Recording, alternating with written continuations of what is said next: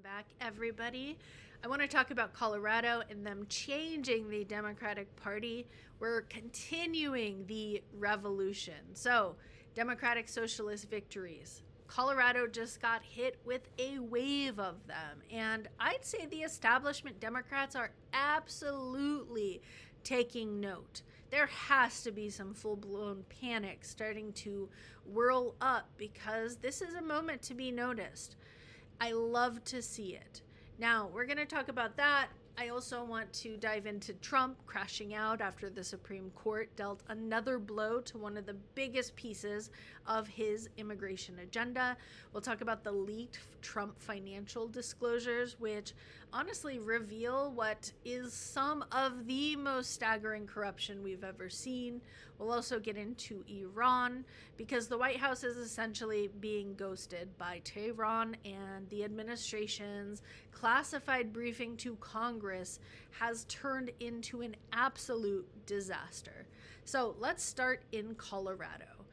This is such a big moment. So Colorado held its Democratic primaries, and almost across the board, I think there was only one notable exception. Across the board, the anti-establishment challengers defeated the establishment Democrats. That's big news. That isn't just one upset. That isn't just one lucky race. This is really starting to look like a movement. Now let's take Colorado's first congressional district. Mila Quiros, the Democratic Socialist challenger, she's on her way to a double-digit victory over longtime incumbent Diana DeGette.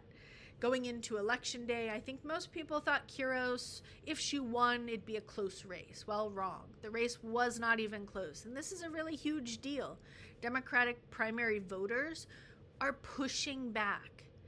Now, a constituent confronted Diana DeGette over her vote to continue sending bombs to Israel. And, her response, it was something like, if that's the only issue you care about, don't vote for me. Well, they're not. She lost to a 29-year-old Democratic Socialist. Then you watch Quiros's victory speech, and honestly, it's hard not to feel something bigger happening. Now, if you really want to understand why Quiros connected with voters, the More Perfect Union did an excellent profile on her campaign. Check it out. She's 29 years old. She's a lawyer. She's pursuing a PhD. She's worked as a barista. She was fired after defending the student protests over Gaza. She's running without relying on corporate PAC money. And instead, she's talking about Medicare for all. She's talking about universal childcare, housing, affordability, corporate influence that we see everywhere. And here's a statistic that really puts this race into perspective. So Diana DeGette's first, she entered Congress, I think, the year Mila was born.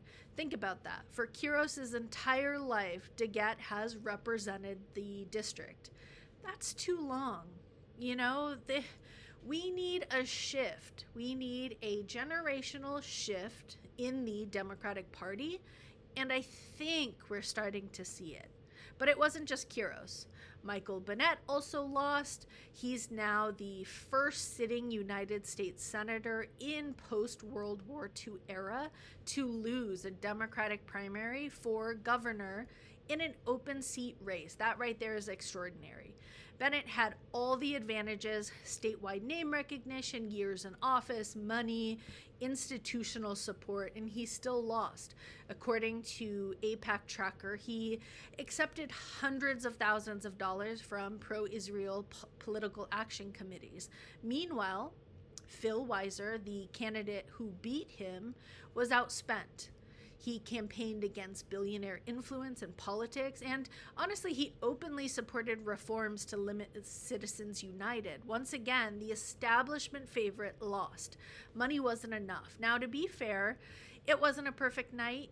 John Hickenlooper held on. Julie Gonzalez lost. From what I was looking into, she didn't have the same organized grassroots support that many of the other successful progressive challengers had. And that really matters. So let's zoom out a moment. So over the last several days, we've now seen Democratic incumbents lose to challengers running to their left in New York, in Maryland, in Colorado, members of Congress, state senators, state representatives. And at some point, you have to stop calling these isolated races. They're beginning to really tell a much larger story. And that's where I start to think back to Justice Democrats. A lot of you know this, but after Hillary Clinton lost in 2016, Justice Democrats was created. Kyle Kulinski was a big force in that. And the idea was simple. They built the left's version of the Tea Party. He talks about this. Replace corporate Democrats with candidates who look a lot more like Bernie. Looking back, they weren't wrong. They were just a little bit early. This is the time. This is when, we're really paying attention. Now, I will say, back in those days, there was still a lot of trust for the establishment. I was right there too. Nancy Pelosi, Chuck Schumer, party leadership. I really believed they would stop Trump. Trump has come back. Republicans have full control. We need something less establishment. We really need some new blood, and we need some outsiders. And that's what we're seeing now. And there's candidates like Zoran. There's Mila. Honestly, this election cycle is where that vision is finally breaking through.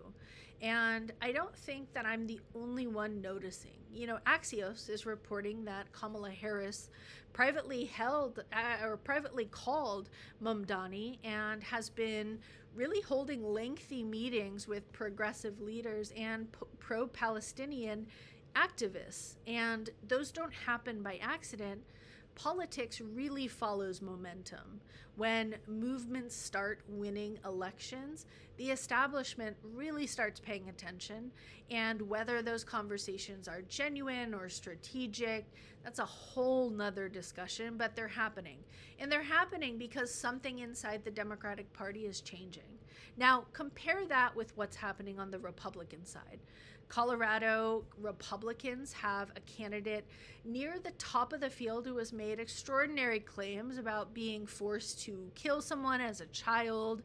He famously answered no comment when someone actually asked if this is true or if he's even ever killed somebody. He said no comment. Think about that contrast. One party is arguing over ideas and direction. The other continues elevating controversial personalities.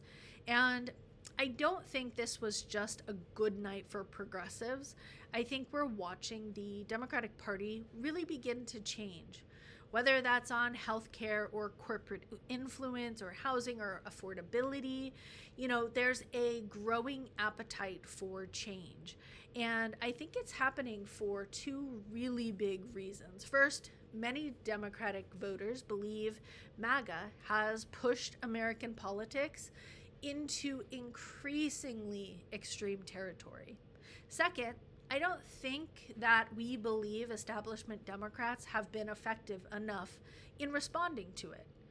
When people lose confidence in the status quo, they really start to look for alternatives. And I think that's exactly what we're seeing right now. Millions of Democratic voters feel like neither party has been fully representing them. One side, they see a Republican Party increasingly defined by Trump and MAGA, and the other, we see Democratic leadership that, has become too cautious, too comfortable with the status quo. Whether you agree with that assessment or not, these election results really suggest that voters do. And that's why New York mattered. That's why Colorado matters. That's why these elections matter. They're not isolated victories anymore. This is really becoming something much bigger. And let me know what you think down in the comments. like, subscribe, follow me. We'll dive into the next topic next. And it's good to be here. Thanks so much.